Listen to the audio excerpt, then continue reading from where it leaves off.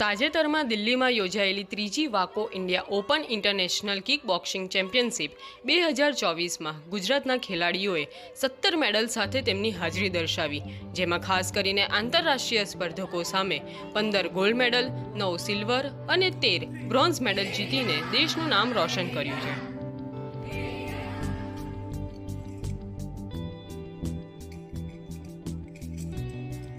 Third વાકો India kick boxing international ટુર્નામેન્ટનું આયોજન ઇન્દિરા ગાંધી સ્પોર્ટ્સ કોમ્પ્લેક્સ દિલ્હી ખાતે કરવામાં આવ્યું હતું અને જેમાં અલગ અલગ 22 કન્ટ્રીઝ જેમ કે ઈરાકથી લઈને કઝાકિસ્તાન, દેન નેપાલ, આપણી પોતાની ઇન્ડિયા, ઈરાક, ટર્કી એવી ઘણી બધી કન્ટ્રીઝ 22 કન્ટ્રીઝ એમાં પાર્ટિસિપેટ કરી રહી હતી અને ઘણી ગર્વની અનુભૂતિ લાગણી મેં વ્યક્ત કરું છું કે આપણા ઇન્ડિયાને 197થી પણ વધારે મેડલ્સ પ્રાપ્ત થયા છે અને એમાં આપણે જો ગુજરાતની વાત કરીએ તો ગુજરાતને 15 ગોલ્ડ, 9 સિલ્વર અને 13 બ્રોન્ઝ એવી રીતે કુલ 37 મેડલ હાંસિલ થયા છે.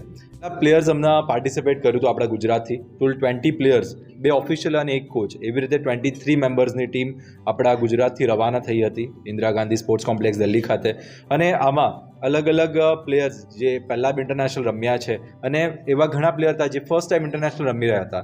સો બધા મિક્સ પ્લેયર્સ આવી રીતે પાર્ટિસિપેટ આમાં કરી રહ્યા હતા અને ઘણા બધા પ્લેયર્સે ઘણી સારી પરફોર્મન્સ એમાં બતાવ્યું હતું. અને ખાસ કરીને જો વાત કરીએ તો 6 ખેલાડી એવા હતા જેમને ડબલ ગોલ્ડ મેડલ હાંસિલ કર્યો છે. સો એક આપણો પ્લેયર એવો બી હતો કે જેને ગાલા ફાઇટ્સ ત્યાં એક હોય છે, એ સ્પેશિયલ ઇવેન્ટ હોય છે જેમાં અલગ અલગ કેટેગરી સિલેક્ટ થાય છે અને એક ગ્રાન્ડ લેવલે લાસ્ટ ડેના એક ટુર્નામેન્ટ થતી હોય છે. તો એમાં આપણા ત્યાંથી ઓમકાર ભાલેકરે એને ગાલા ફાઇટ્સમાં ઇન્ડિયાનું પ્રતિનિધિત્વ કર્યું હતું અને એના સામે ઈરાક સામે એને ફાઇટ આપી હતી. ઘણી ટફ કોમ્પિટિશન આપીને એને સિલ્વર મેડલ ઇન્ડિયા માટે હાંસિલ કર્યો હતો.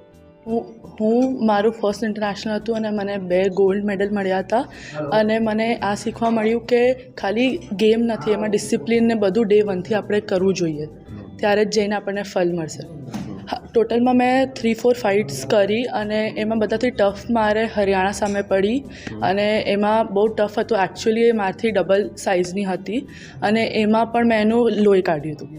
એ મારી આ જે ફાઇટ છે એ મારી જે -63 કેટેગરી છે પોઈન્ટ ફાઇટમાં, એ મારા કેટેગરી ગાલામાં સિલેક્ટ થઈ હતી, ગાલા ફાઇટ તરીકે, જેમાં ઓલ ઓવર એમાંથી ઇન્ડિયામાંથી કે સિલેક્ટિવ કેટેગરીઝ જ સિલેક્ટ થાય છે આના માટે, કે જેમાં પ્રાઇઝ મની એ કરે છે.